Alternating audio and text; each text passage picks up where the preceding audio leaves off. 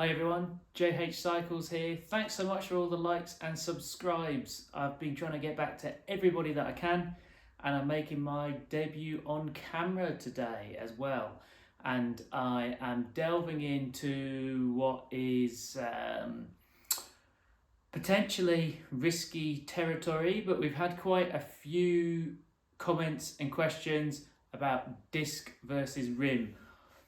Now, you would have seen, or if you haven't seen, and I'll pop a picture up here, started the channel with the S-Works SL6 rim brake bike that I had. That full build came in at 6.6 kilos. I then decided to move over to the new bike, which is the Colnago V4RS. That is disc brake. Since I've been riding predominantly on rim and I've moved over to disc, I think it gives a good opportunity for me to share my opinion, which is just my opinion, so don't get triggered, people. Everyone is entitled to their own opinion, and on this channel we like rim brake bikes, we like disc brake bikes. All bikes are good.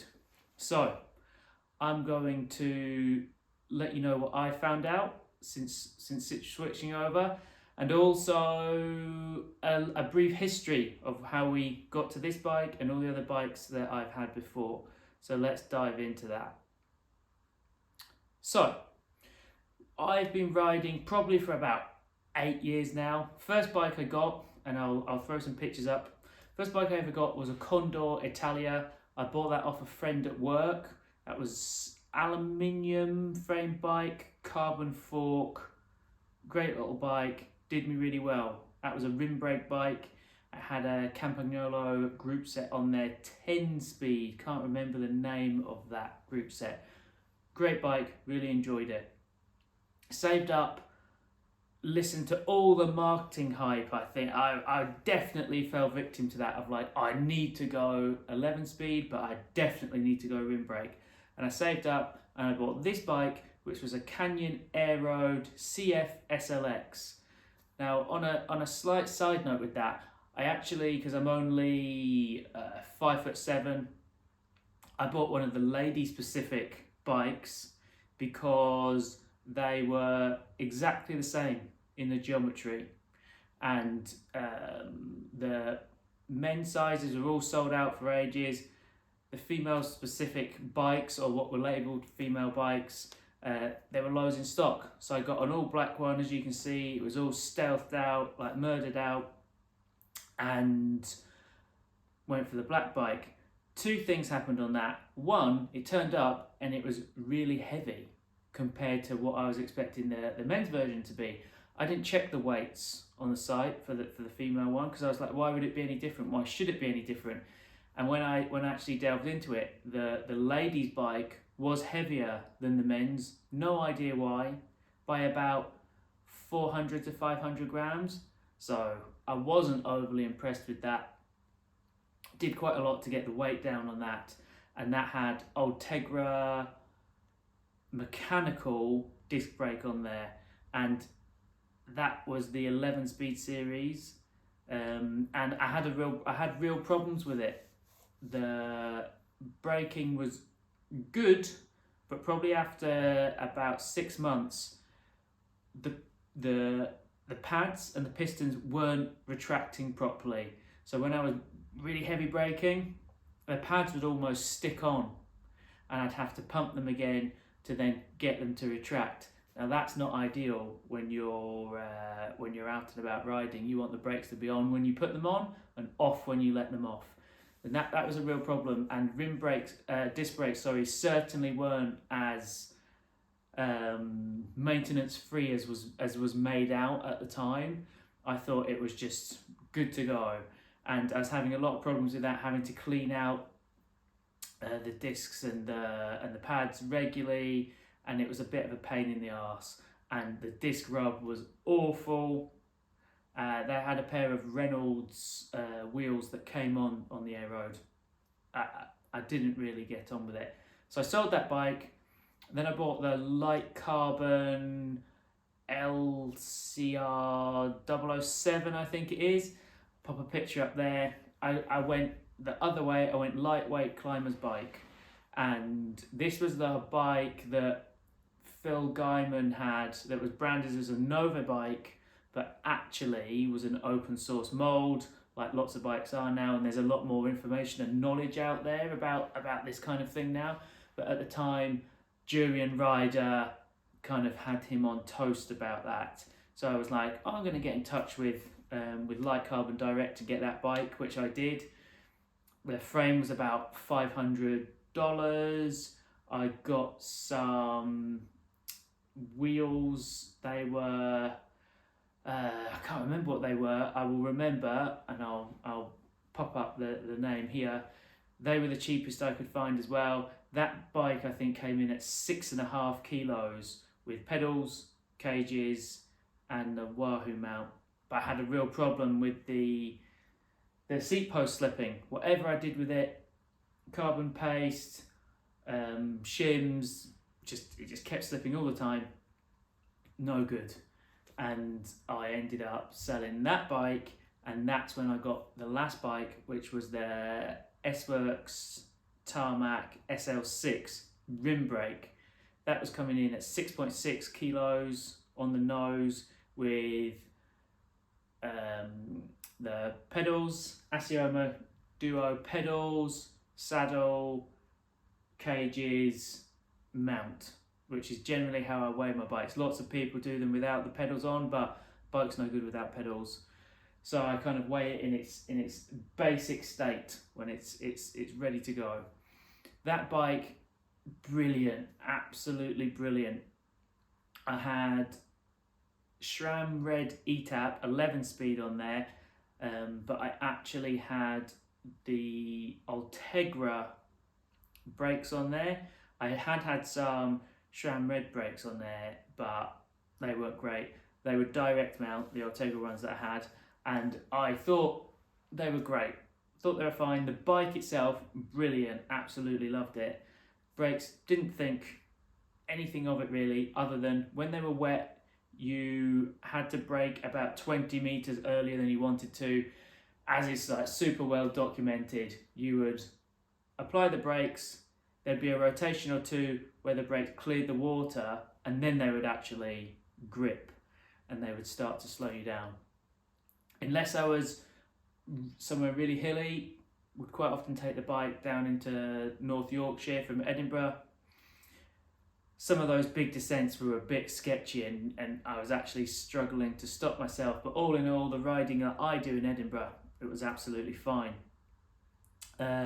So I got an opportunity to get this Colnago, and I was thinking about a change for the bike, but I wasn't exactly sure what I was going to do. I got an opportunity here, so I thought I'm going to take the choice, because whether I like it or not, the industry is moving away from rim brakes. I'm sure in like 5 or 6 years it will come back, but the industry was moving away, and as group sets were getting newer, and I was also looking to update the SRAM 11-speed and move that on whilst it still retained a decent amount of value, so I could move that on and buy a new one, struggling to get new group sets at a higher end with the light, they were lighter and rim brake, and that was a struggle. So I kind of felt like if I was going to go rim again, I was investing in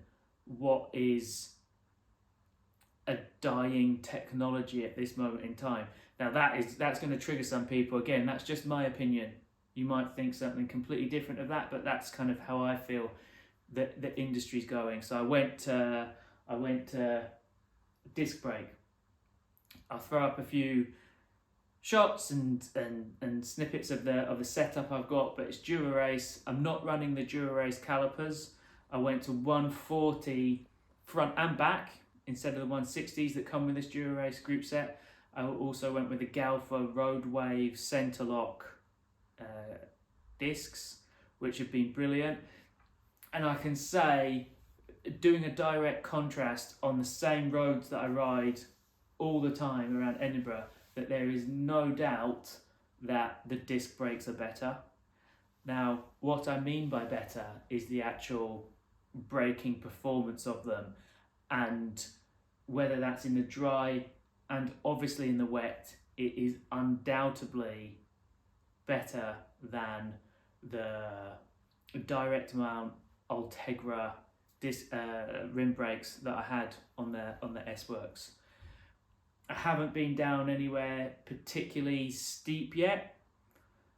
My local rides are kind of lumpy, bumpy, but there's no prolonged downhills. So I haven't been able to test on that. But the day-to-day of using the bike, disc brakes, in my opinion, are superior to the rim brakes I had previously. On other bikes, I've had the EE lightweight rim brakes. They were brilliant. I've had SRAM red rim brakes. I've had Campagnolo rim brakes, and I've borrowed a bike for quite a period of time that had direct mount Dura Ace rim brakes as well. And the setup that we have here at the moment with the Dura Ace disc brakes, I think, again, just my opinion, not wanting to trigger people or set